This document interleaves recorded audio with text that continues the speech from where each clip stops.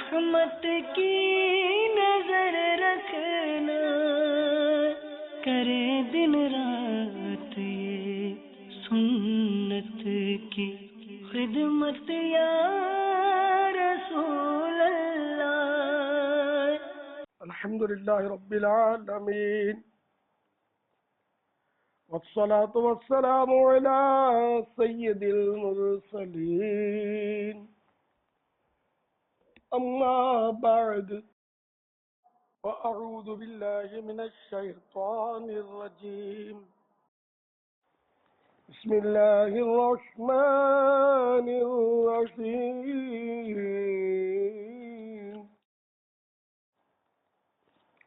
الصلاة والسلام علیک یا رسول اللہ، الصلاة والسلام عليك يا رسول الله، وعلى آلك وصحابك يا حبيب الله، وعلى آلك وأصحابك يا حبيب الله، صلاة والسلام عليك يا نبي الله، صلاة والسلام عليك يا نبي الله، وعلى آلك وصحابك يا نور الله، وعلى آلك وأصحابك يا نور الله۔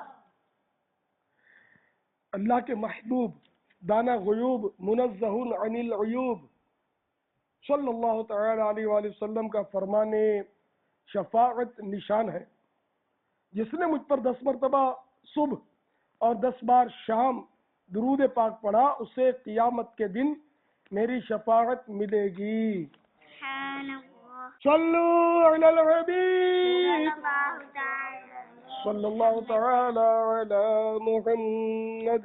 دکھوں نے تم کو جو گھیرا ہے تو درود پڑھو، جو حاضری کی تمنا ہے تو درود پڑھو۔ صلو علی الحبیب صلی اللہ تعالی علی محمد۔ توبوا الی اللہ، استغفر اللہ، صلو علی الحبیب صلی اللہ تعالی علی محمد۔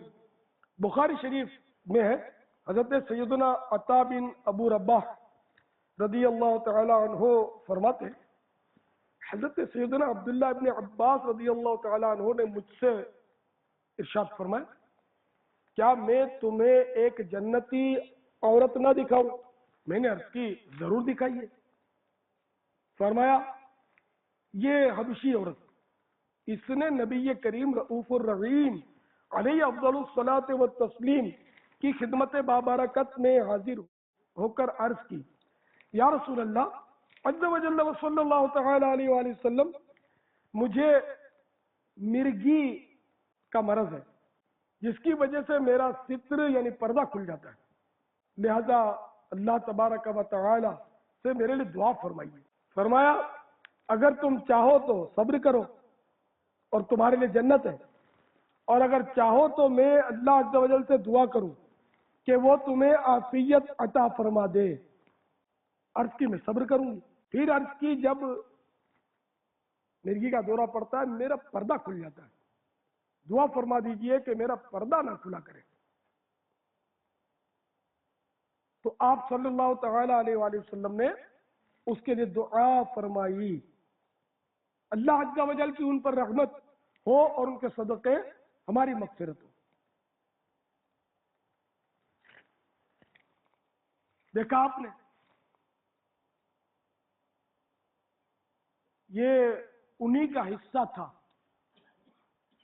صحابہ کرام علیہم رضوان اور صحابیات رضوان اللہ تعالی علیہم کا حصول جنت کا شوق تھا کہ جنت میں جانے کے لیے ہر طرح کی مصیبت کو گلے لگانے کے لیے تیار تھے، اور ہنسی خوشی مشکلات کا مقابلہ کرتے تھے۔ بیان کردہ روایت سے یہ بھی معلوم ہوا کہ ہمارے مکی مدنی آقا صلی اللہ تعالی علیہ وآلہ وسلم اپنے رب جل جلالہ کی عنایت سے مالک جنت ہیں،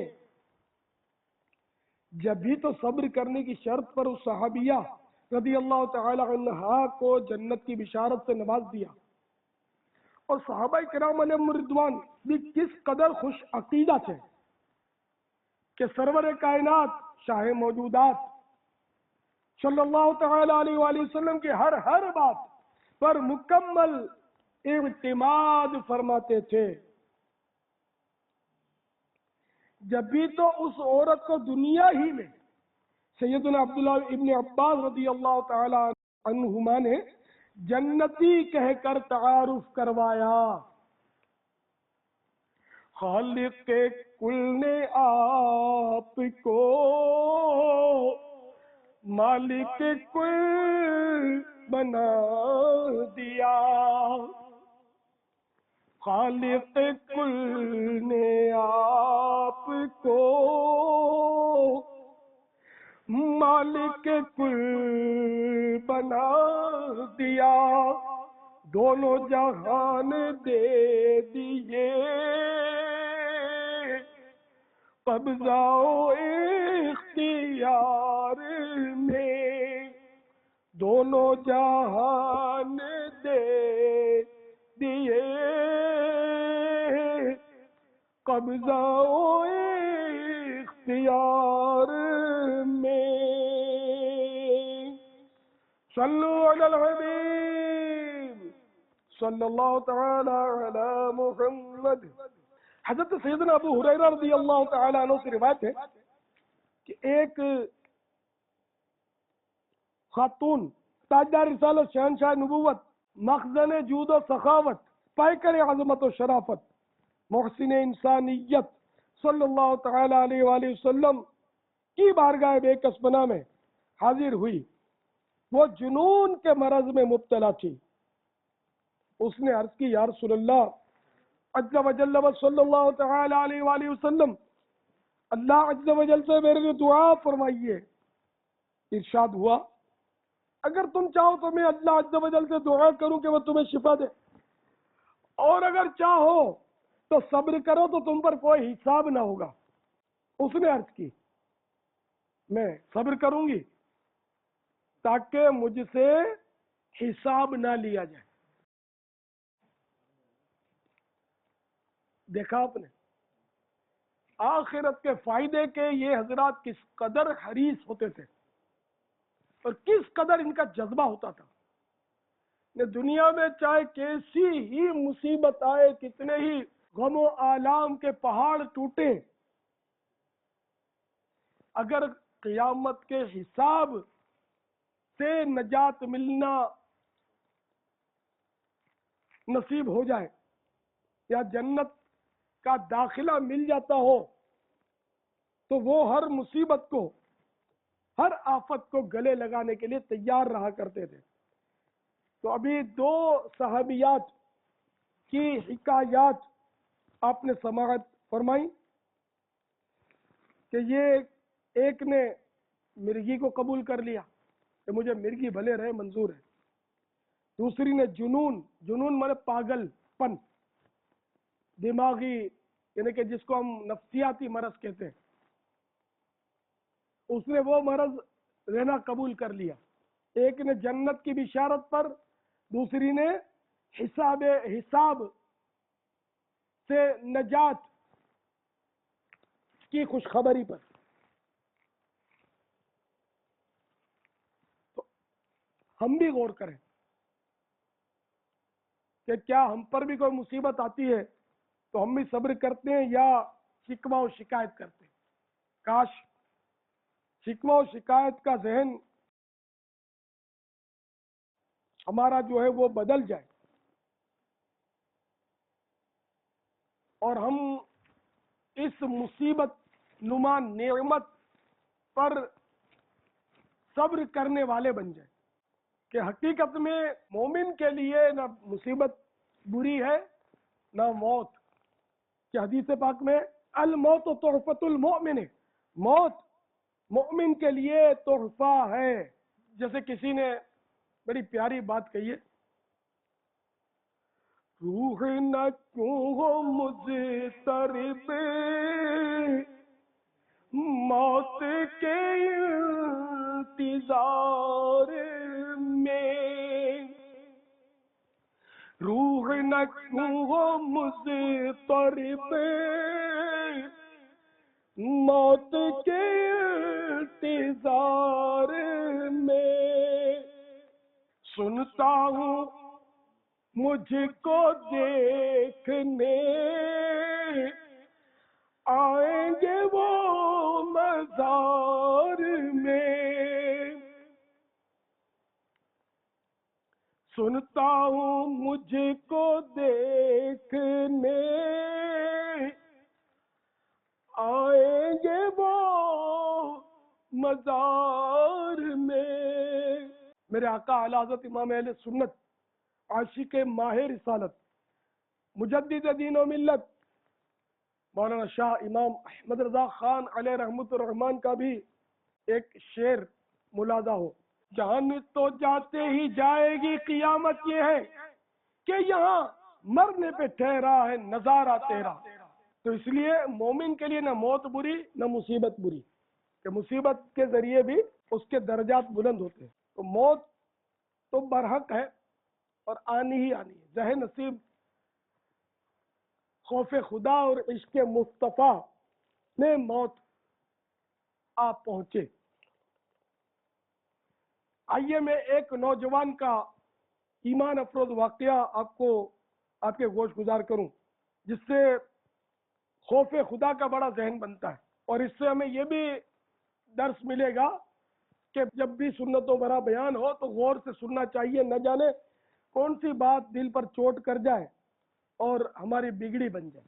حضرت سیدنا ابن سماک علیہ رحمت الرزاق فرماتے ہیں، ایک بار میرے بیان میں کسی نوجوان نے کھڑے ہو کر کہا، یا سیدی، آج آپ نے دوران بیان ایک ایسی بات ارشاد فرما دی ہے کہ بس یہی ہمارے لیے کافی ہے۔ میں نے پوچھا، اللہ عز و جل آپ پر رحم فرمائے، وہ کون سی بات ہے؟ کہنے لگا، آپ نے ابھی بتایا تھا کہ اس تصور نے خائفین یعنی اللہ عز و جل سے ڈرنے والوں کہ جس بات نے ان کے دلوں کو ٹکڑے ٹکڑے کر دیا ہے وہ یہ ہے کہ ہمیشہ ہمیشہ کے لیے یا تو جنت میں قیام ہوگا یا جہنم مقام ہوگا۔ یہ کہنے کے بعد وہ نوجوان بیان کے بعد چلا گیا۔ سیدنا ابن سماک علیہ رحمت الرزاق فرماتے ہیں، میں نے اسے دوسری مجلس میں تلاشا، نہ ملا، معلومات کی تو پتا چلا وہ بیمار ہے۔ چنانچہ میں عیادت کی نیت سے اس کے گھر پہنچا۔ میں نے مزاج پرسی کی تو کہنے لگا، آپ کی اسی بات جو کہ آپ نے فرمائی تھی کہ اس تصور نے خائفین یعنی اللہ عز و جل سے ڈرنے والوں کے دلوں کو ٹکڑے ٹکڑے کر دیا ہے کہ ہمیشہ ہمیشہ کے لیے یا تو جنت میں قیام ہوگا یا جہنم مقام ہوگا۔ بس اس بات کا ڈر میرے دل میں گھر کر گیا ہے۔ اسی خوف کے عالم میں بالآخر وہ نوجوان فوت ہو گیا۔ یہ حکایت نقل کرتے ہوئے حجت الاسلام امام محمد غزالی علیہ رحمت اللہ الوالی احیاء العلوم جلد 4 میں مزید فرماتے ہیں کہ حضرت سیدنا ابن سماک علیہ رحمت الرزاق فرماتے ہیں، میں نے اس نوجوان کو خواب میں دیکھا تو پوچھا، ما فعل اللہ بکا، اللہ عز و جل نے آپ کے ساتھ کیا سلوک فرمایا؟ جواب دیا، اللہ عز و جل نے مغفرت فرما کر مجھے داخل جنت فرما دیا۔ میں نے استفسار کیا، کس عمل کے سبب؟ بولا، آپ کی اسی بات کے سبب جو کہ آپ نے فرمایا تھا کہ اس تصور نے خائفین کے دلوں کو ٹکڑے ٹکڑے کر دیا ہے، خوف خدا رکھنے والوں کے دلوں کو ٹکڑے ٹکڑے کر دیا ہے۔ کہ ہمیشہ ہمیشہ کے لیے یا تو جنت میں قیام ہوگا یا دوزخ مقام ہوگا. اللہ عز و جل کی ان پر رحمت ہو اور ان کے صدقے ہماری مغفرت ہو. تو دیکھا آپ نے مرنا جو ہے یہ کوئی مطلب مومن کے لیے مصیبت نہیں ہے. مرنا بہت بڑی سعادت ہے. جبکہ مومن ہو جس سے اللہ اور رسول راضی ہوں اور طبعی طور پر اس کو موت آتی ہے. یہ نہیں کہ معاذ اللہ کوئی خودکشی کر لے گا تو چلو صاحب مرنا سعادت ہے تو خودکشی کر دوں. نہیں، یہ تو حرام. اللہ کی طرف سے اللہ کے وعدے کے مطابق سبھی کو موت آئے گی. تو موت آئے تو ایسی آئے کہ اللہ اللہ کرتے آئے، ذکر مصطفیٰ کرتے آئے. صلو علی الحبیب صلی اللہ تعالی علی محمد. تو موت تو ہر صورت میں آئے گی. بستر پر بھی دم توڑنا پڑے گا، اسپتال کے بدبودار کمرے میں بھی ہو سکتا ہے روح قبض ہو سکتا ہے کوئی اغوا کر کے لے جائے تاوان کے لیے، وہاں مار کے جنگل میں پھینک دے. بلکہ بعض لوگ بیچارے گٹر میں گر کر بھی ڈوب جاتے ہیں، گندے نالے میں ڈوب کے مر جاتے ہیں، گناہ کرتے کرتے مرتے ہیں. تو ہماری تمنا کیا ہے؟ موت آ جائے تیرے ذکر کے دوران مجھے، دل سے کہتا ہوں میں آمین رسول عربی، دل سے کہتا ہوں میں آمین رسول عربی صلی اللہ تعالی علیہ وسلم. ہے تمنا طور یا رب ان کے جلووں میں یوں بات آئے، تمنا ہے تمنا ہے تمنا طور یا رب ان کے جلووں میں یوں بات آئے، جب تڑپ کر گرے میرا لاشا، جب تڑپ کر گرے میرا لاشا، تھام لے بڑھ کے شاہ مدینہ، جب تڑپ کر گرے میرا لاشا، تھام لے بڑھ کے شاہ مدینہ صلی اللہ تعالی علیہ وآلہ وسلم. تو اس لیے مومن کو موت سے نہیں گھبرانا چاہیے. موت تو آ کر رہے گی، جو ڈرے گا اس کو بھی لے جائے گی، جو روئے گا اس کو بھی لے جائے گی، جو بھاگے گا اس کو بھی نہیں چھوڑے گی، اور جو ہنسے گا اس کو بھی لے چلے گی. تو ہر حال میں ہر صورت میں موت آ کر رہے گی. لہذا اس موت کے لیے ہمیں ہر دم تیاری کا ذہن بنانا چاہیے، ہر وقت اس کے لیے تیار رہنا چاہیے، اور ثواب کا لالچی بن جانا چاہیے.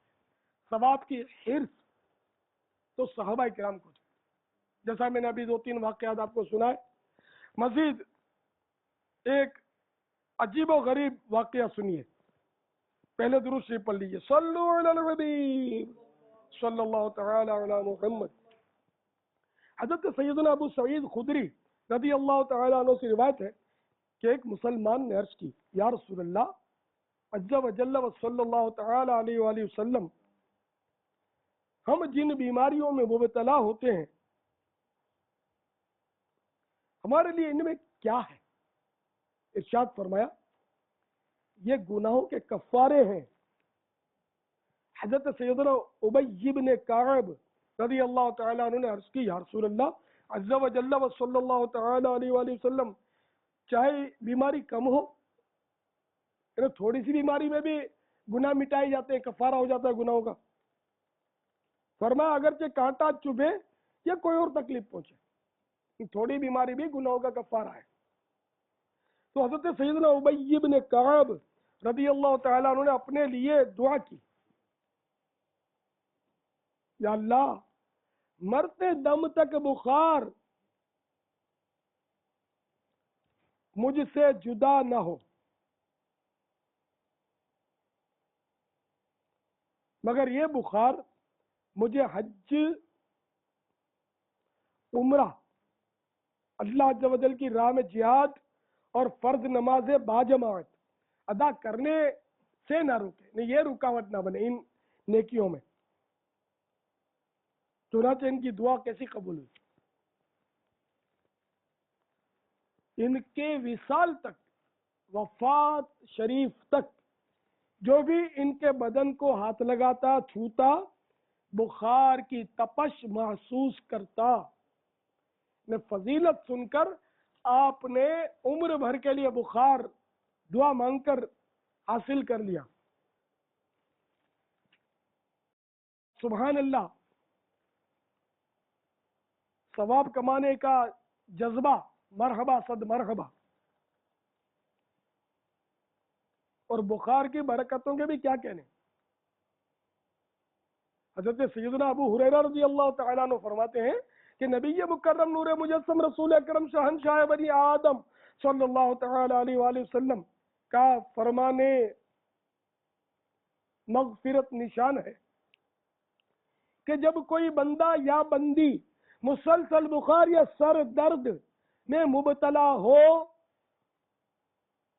اور اس پر احد پہاڑ کی مثل گناہ ہو، تو جب وہ بیماری اس سے جدا ہوتی ہے تو ان کے سر پر رائی کے برابر بھی گناہ نہیں ہوتے.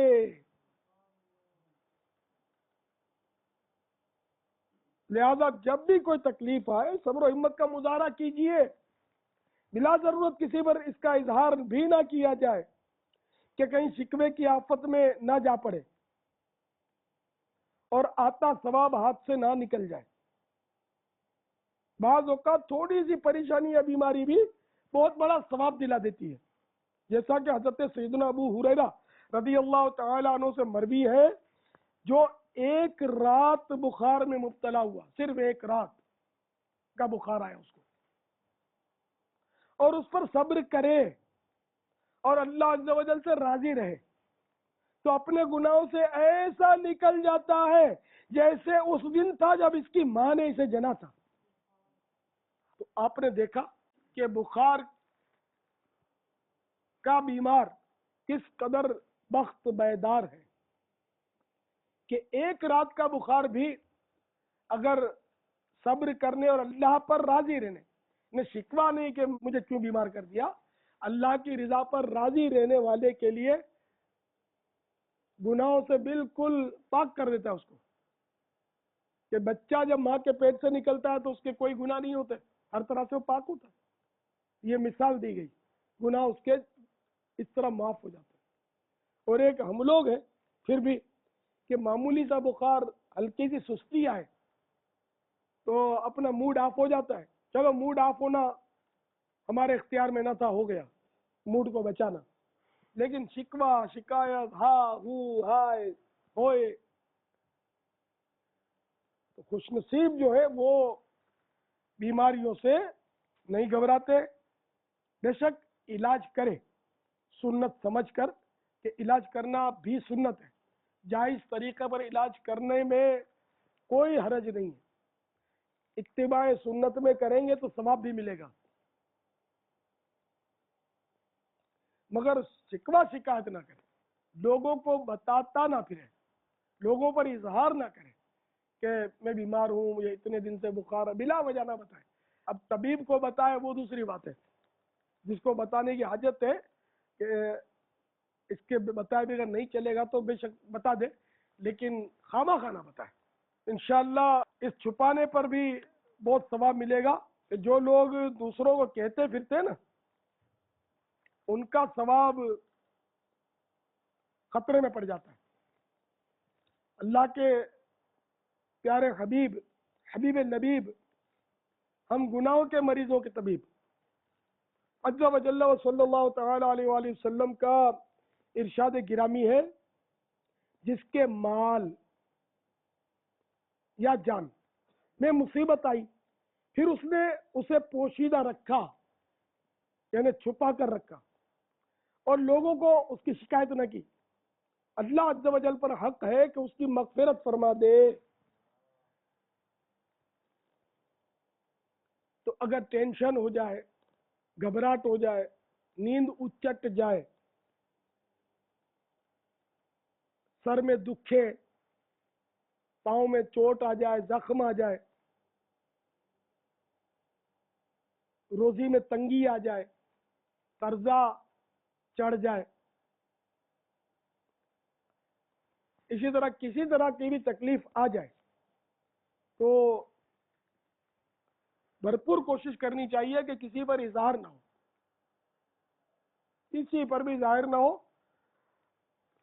تاکہ ہم بھی مغفرت کی بشارت کے حقدار بن جائیں۔ اس حدیث کا اسٹیکر بھی مکتبۃ المدینہ نے جاری کیا ہے۔ مکتبۃ المدینہ سے اسٹیکر منگوا کر اس کو اپنے گھر کے دروازے وغیرہ پر، بلکہ ایسی جگہ پر چسپاں کر دیجئے جہاں آپ کی نظر پڑتی رہے، کہ تکلیف مصیبت آنے کی صورت میں یا بچہ بیمار ہو جانے کی صورت میں آپ اس کو دیکھ لیا کریں، تاکہ زبان پر قفل مدینہ لگ سکے۔ بڑبڑ کرنے سے بیماری یا پریشانی جائے گی تو نہیں، سب کو کہتے رہنے سے، ڈنکا بجاتے رہنے سے وہ مصیبت نہیں جائے گی، بلکہ یہ ثواب شکوہ کی صورت میں ضائع ہو سکتا ہے۔ مصیبت کا ثواب تو ملتا ہے، لیکن اگر بے صبری کرے گا، شکوہ شکایت کرے گا، تو مصیبت کا ثواب بھی جائے گا، صبر کا ثواب بھی جائے گا۔ کسی نے بڑی پیاری بات کہی ہے، چپ رے سیتا موتی ملتن، جے صبر کرتا ہیرے، چپ رے سیتا موتی مل سے، جے صبر کرتا ہیرے، جے پاگلا وانگو رولا پاوے، نہ موتی نہ ہیرے، یہ پاگلا وانگو رولا پاوے، نہ موتی نہ ہیرے۔ یعنی چپ رہیں گے، زبان پر قفل مدینہ لگ جائے گا تو موتی ملے گا، اور ساتھ میں صبر بھی کر لیا، اللہ کی رضا پر راضی رہے تو ہیرے ملیں گے، ہیرے۔ اور اگر بے وقوفوں کی طرح بک بک کرنے والوں کی مانند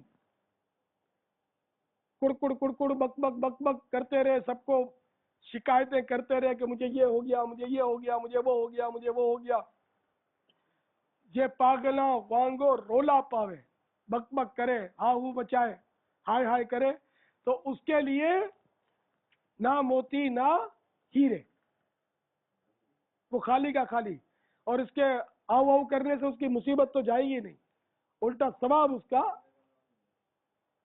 چلا جائے گا واویلا کرنے سے۔ تو چاہے کیسی مصیبت آئے، چاہے گھر میں موت واقع ہو جائے کسی کی، ہرگز ہرگز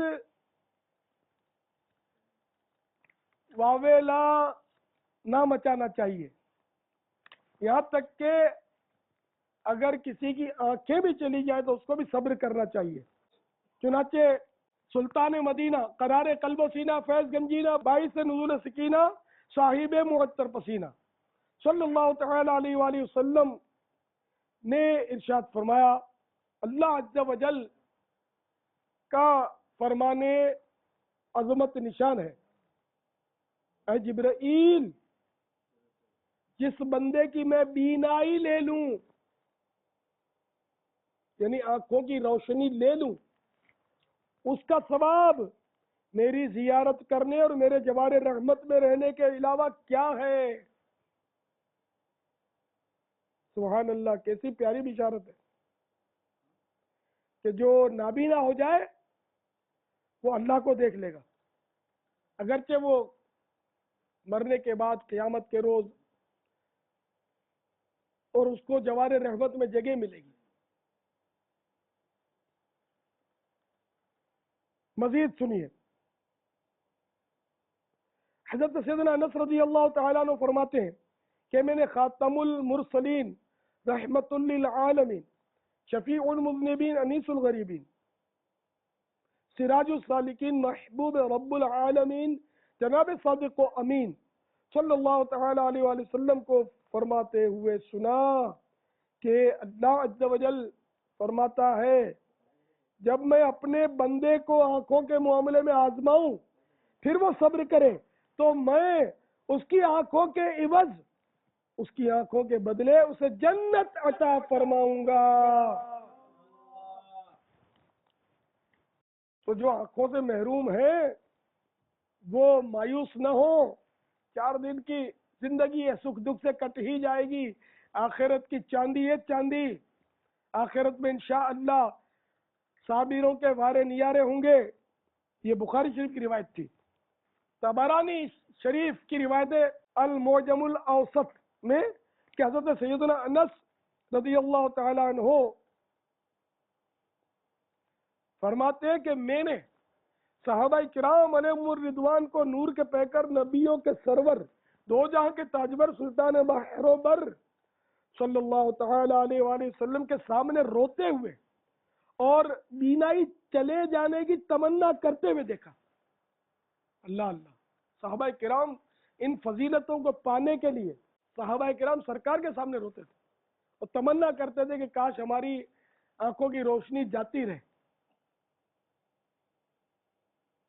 اتنے زبردست مدنی ذہن کے مالک تھے یہ حضرات۔ حضرت سیدنا زید رضی اللہ تعالیٰ عنہ بڑے زبردست صحابی ہوئے، عاشق رسول صحابی۔ جب محبوب رب، تاجدار عرب جل جلالہ و صلی اللہ تعالیٰ علیہ وآلہ وسلم نے پردہ ظاہری فرمایا، مزار پر انوار کو آپ نے بسایا، تو ان کی زندگی اجڑتی محسوس ہوئی نے۔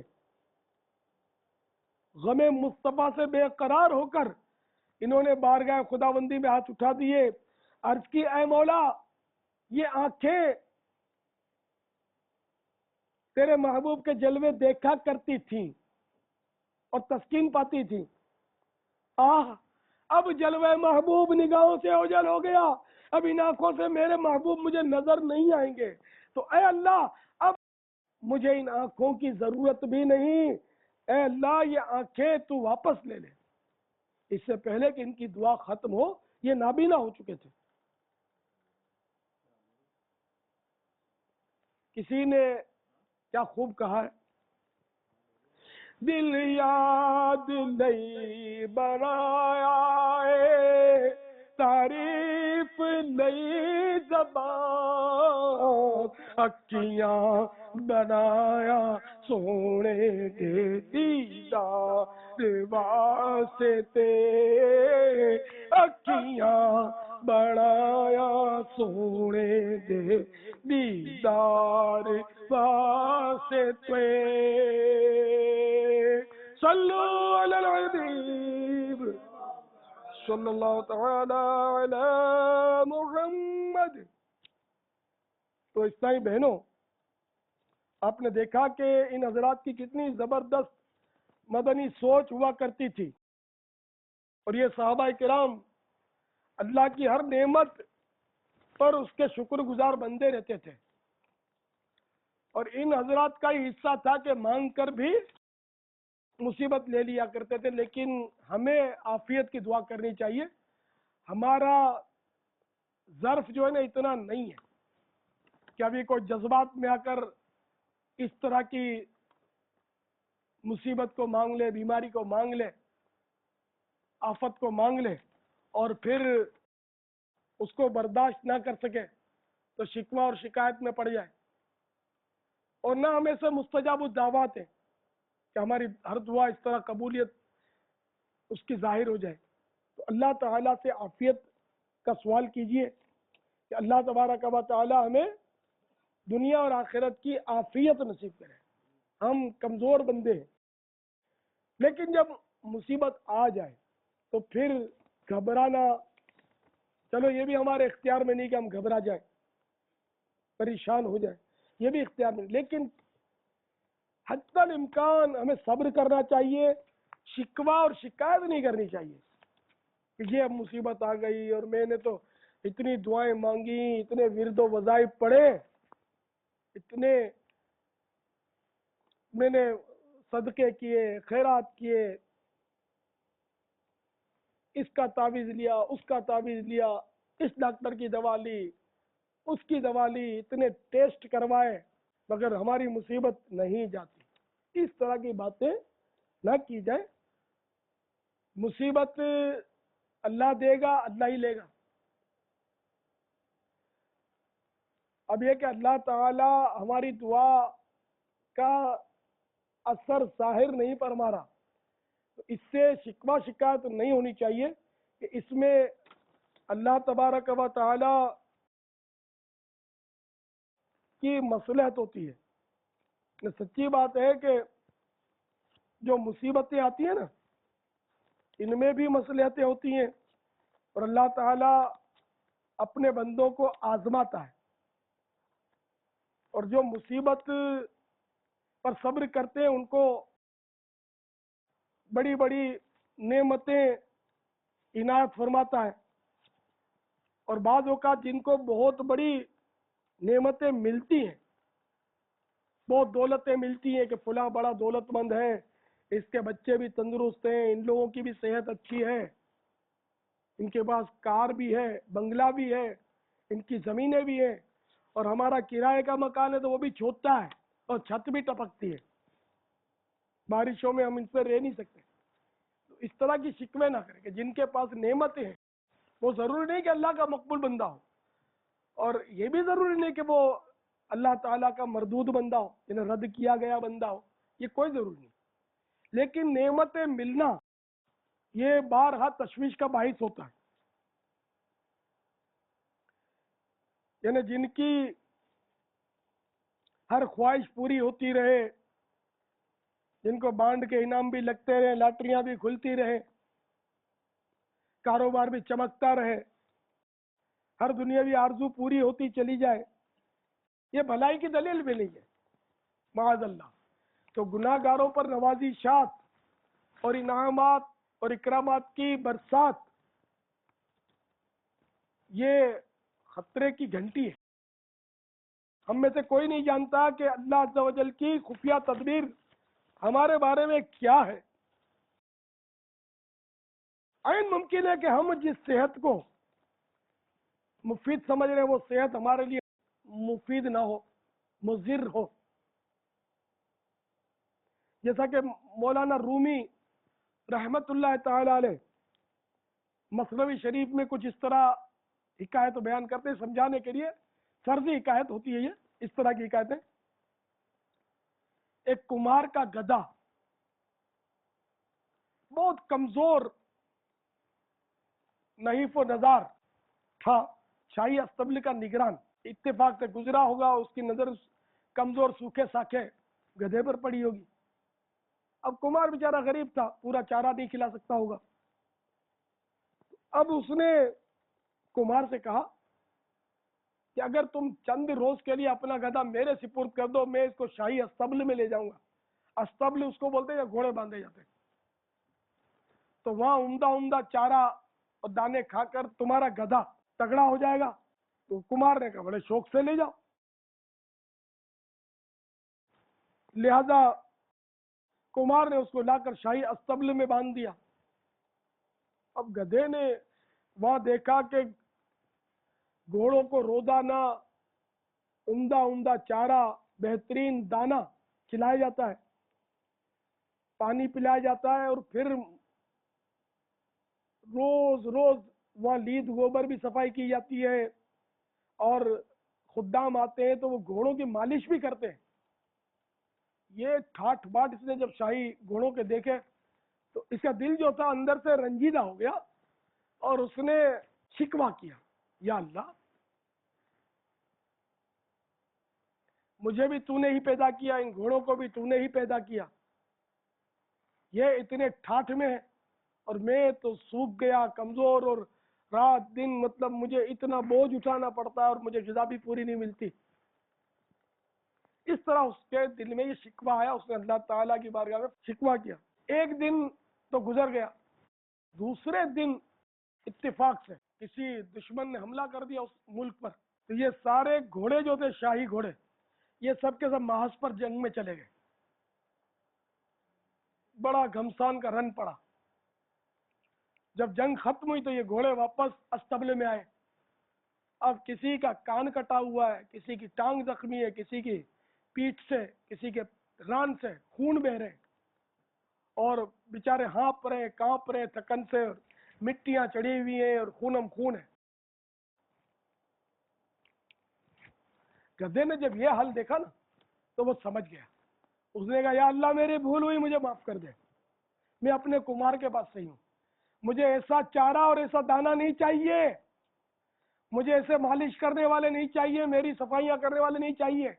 کہ ان گھوڑوں کے ساتھ تو ایسا بھی ہوتا ہے کہ جنگیں بھی ہوتی ہیں اور تلواروں سے زخمی بھی ہوتے ہیں. ارے فلاں گھوڑے کے تو پیٹ میں تیر چبھا ہوا ہے، اوہ اتنی تکلیفیں مجھے نہیں چاہیے. گدھے نے یہاں توبہ کی. تو جو مالدار ہوتے ہیں نا، جن کو دیکھ کر غریب رشک کرتے، انہی مالداروں کو بعض اوقات تاوان کے لیے ڈاکو اٹھا جاتے ہیں. یہ بتاؤ کس غریب کو اٹھا جاتے ہیں ڈاکو؟ مالدار کو اٹھا جاتے ہیں نا، مالدار کے بیٹوں کو اٹھا جاتے ہیں.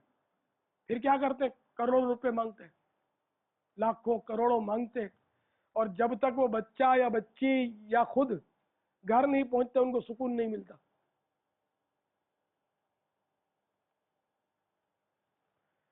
اور کروڑوں روپے دینے کے بعد بھی پھر وہ مستقل خطرہ رہتا ہے کہ پھر کہیں نہ اٹھا جائے.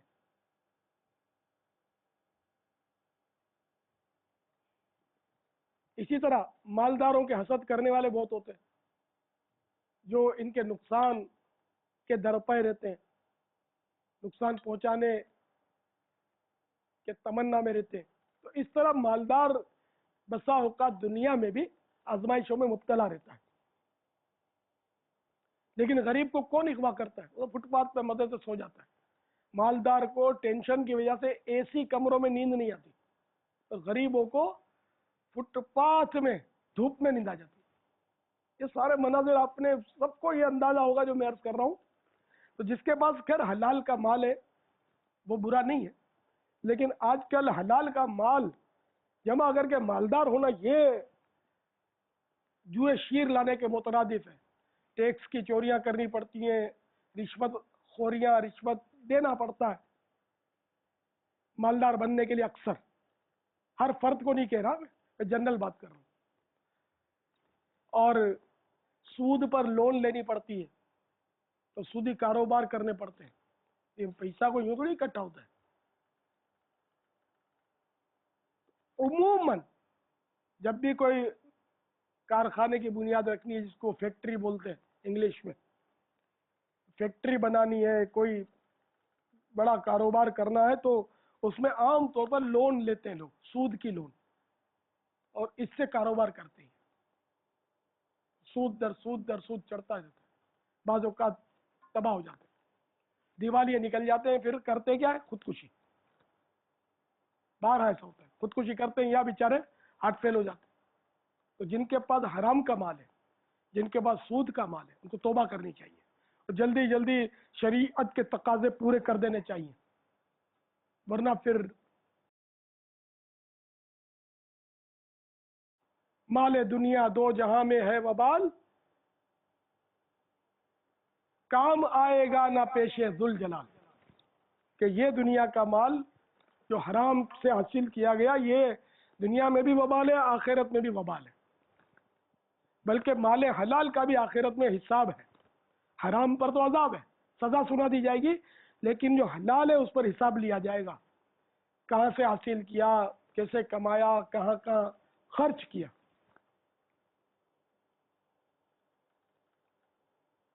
عموماً مال والے جو ہے وہ عیاش زیادہ ہوتے ہیں، گناہوں کے آلات ان کے پاس زیادہ ہوتے ہیں، عیاشیوں کا سامان ان کے پاس زیادہ ہوتا ہے، غریبوں کے پاس کم۔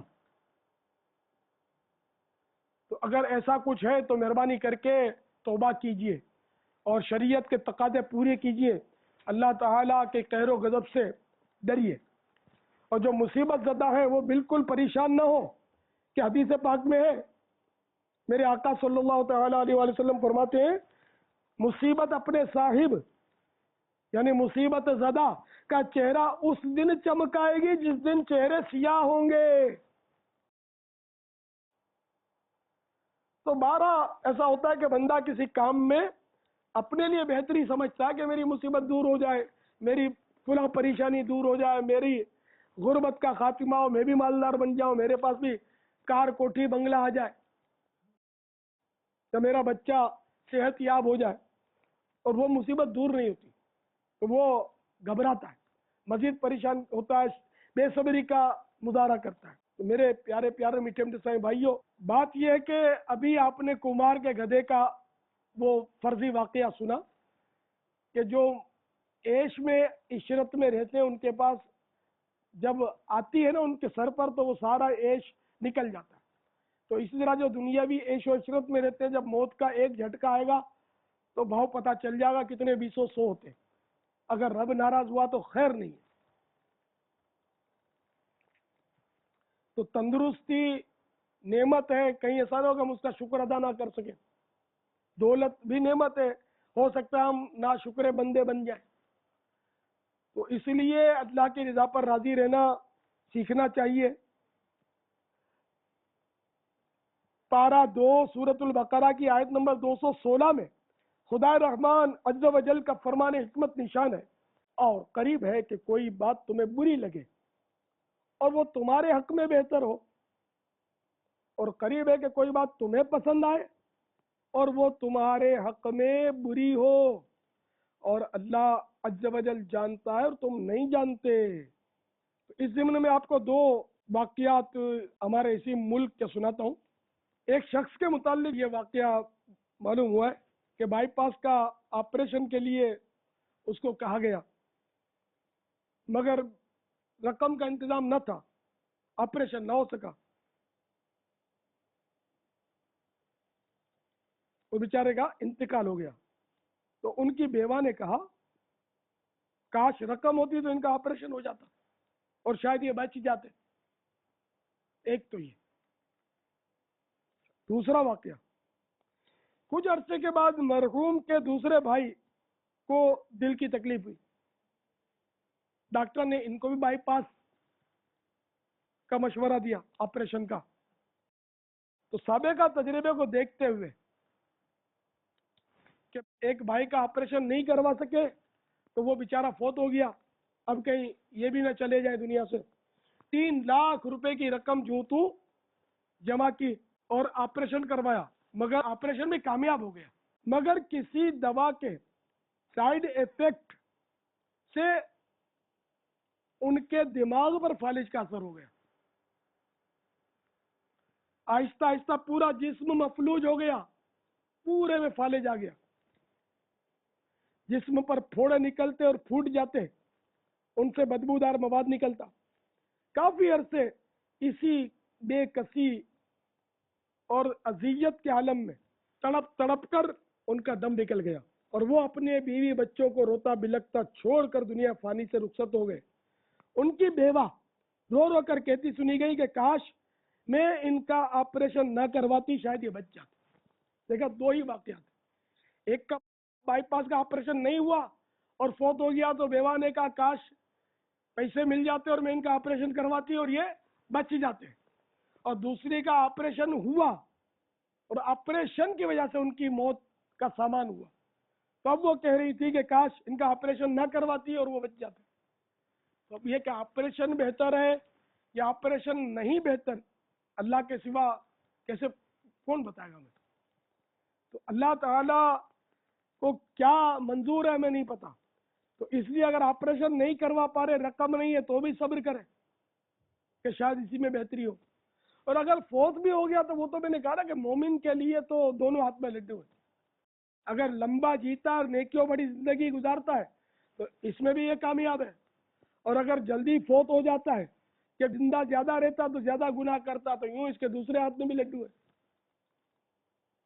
نیکیوں میں اضافہ بھی عافیت ہے اور گناہوں میں کمی بھی عافیت ہے.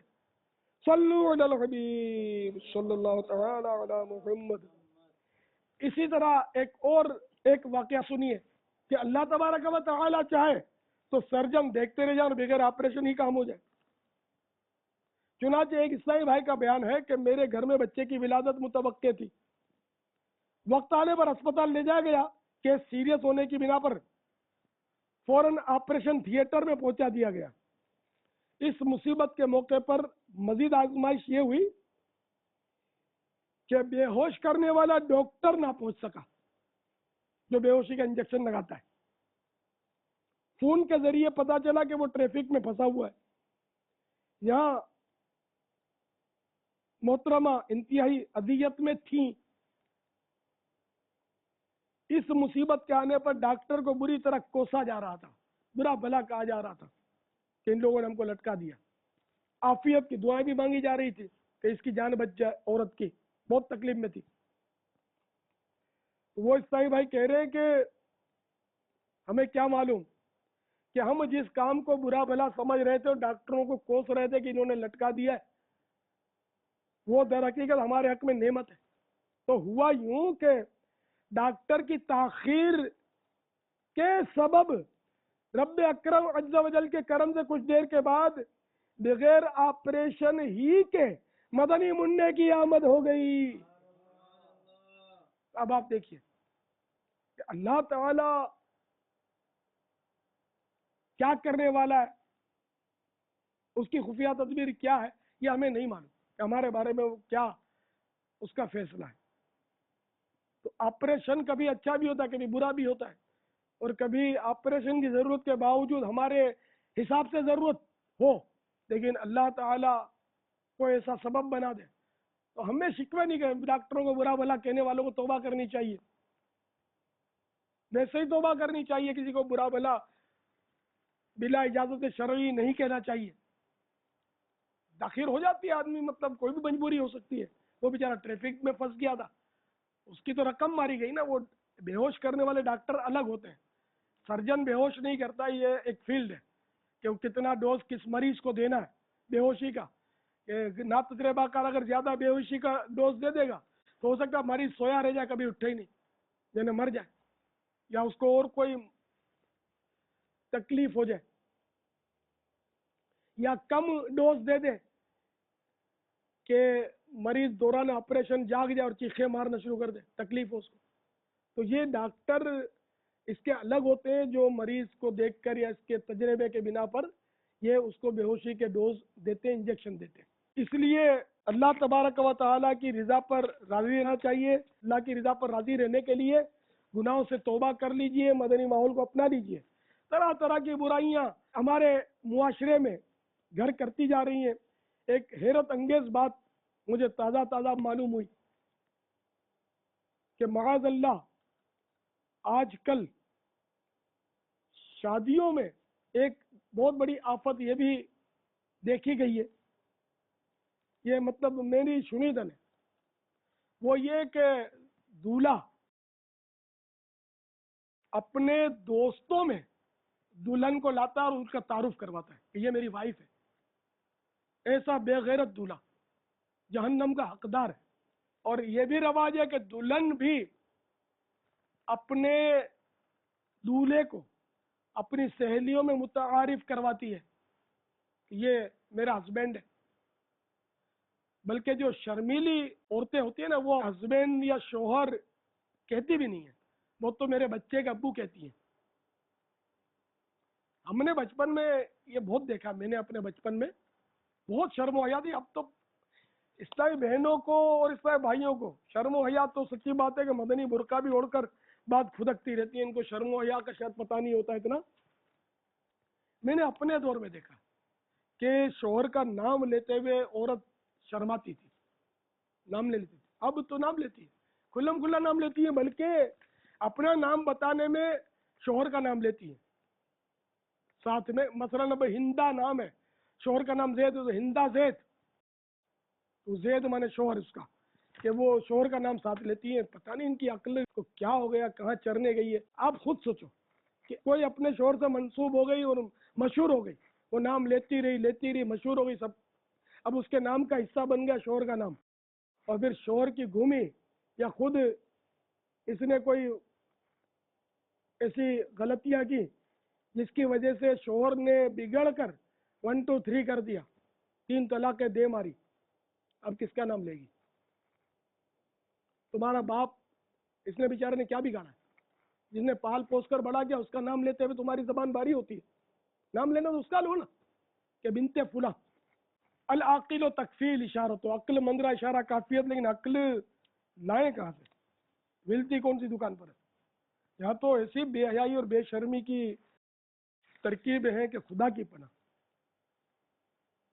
اللہ تبارک و تعالی میری بہو بیٹیوں کو حیا کی چادر نصیب فرمائے. جو اسلامی بھائی حیا سے کورا ہوگا نا، میرا گمان ہے وہ مدنی چینل پر آنے والوں کا اپنے گھر کی خواتین کو تعارف ضرور کرواتا ہوگا کہ یہ فلاں اسلامی بھائی ہے، اس کو میں جانتا ہوں، یہ فلاں ہے، یہ رکن شورا ہے، یہ یوں ہے، یہ میرا دوست ہے. یہ ضرور کرواتے ہوں گے تعارف، میرا گمان ہے. حالانکہ میں نے آج تک کبھی تعارف نہیں کروایا. حالانکہ میرے گھر میں تو ہم لوگوں کی عمریں آپ کے سامنے، میں بوڑھا تو ہوں، آپ جو اسلامی بھائی دیکھ رہے ہیں مجھے وہ سمجھ سکتے ہیں میری عمر کیا، 60 سال تو لگ بھگ ہو گئی.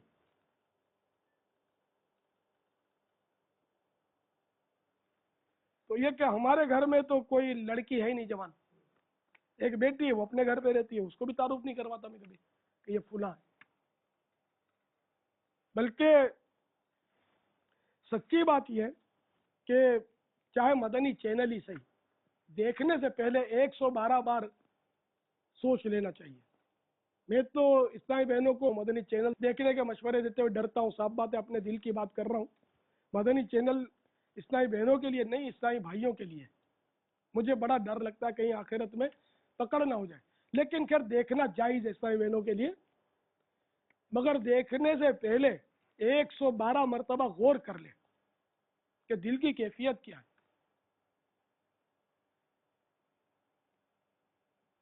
اب اگر دل کی کیفیت میں کوئی تشویش والی بات ہے، اور جو میں کہنا چاہتا ہوں یہ سب سمجھ سکتے ہیں، اگر معاذ اللہ شبہ بھی ہے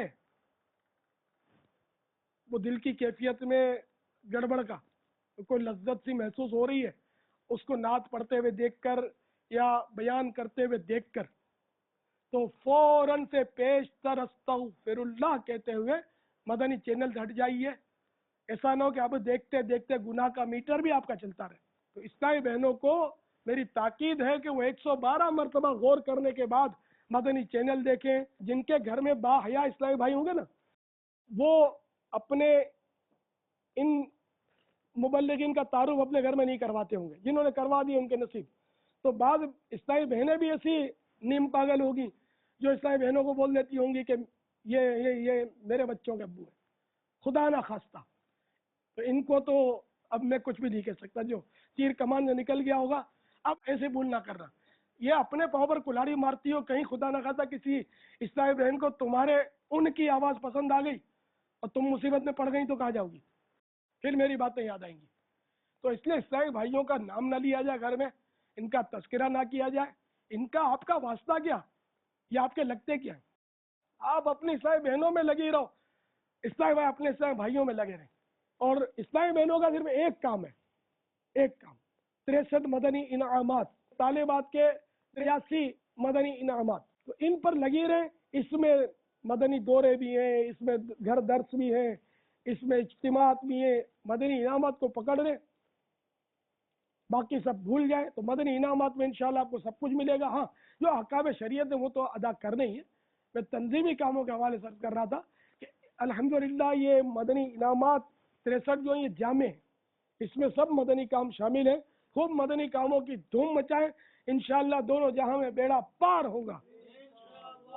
شاہ تار پر ہر آن رحمت کی نظر رکھنا, شاہ تار پر ہر آن رحمت کی نظر رکھنا, کرے دن رات یہ سنت کی خدمت یا رسول